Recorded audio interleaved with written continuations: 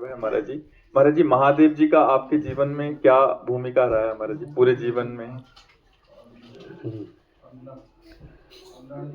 कैसे वाणी उनकी कृपा का वर्णन करे।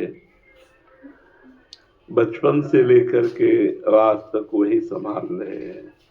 भगवान शंकर की ही कृपा से जिस कुल में जन्म हुआ वहाँ के आराध्य देव भगवान शंकर, शैव उपासना, फिर ब्रह्मचर्य, महावाक्य, काशी का सेवन, काशी से वृंदावन, वृंदावन में प्रिया प्रीतम की उपासना, सर्वस्व महादेव जी की कृपा से हुआ है।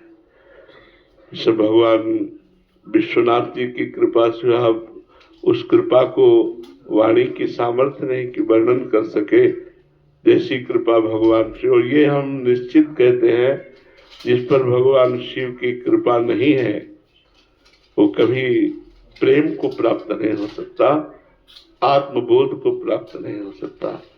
दोनों बातें, जहाँ पर कृपा न करे पुरारी, सो न पाओ मुनि भगति हमारी। जिस पर त्रिलोचन भगवान चंद्रमौलेश्वर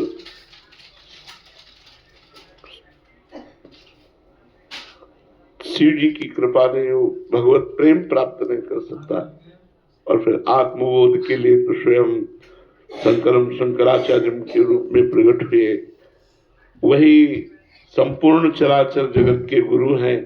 जब जहाँ जैसी आवश्यकता होती है वैसे ही आचार्य रूप धारण करके पहले पिपासा जागृत करते हैं, फिर इष्ट रूप से उस पिपासा को शांत करते हैं। सारा खेल शिव का ही है। वही सर्वोपरि परम तत्व विविध रूपों में प्रकाशित हो रहे हैं।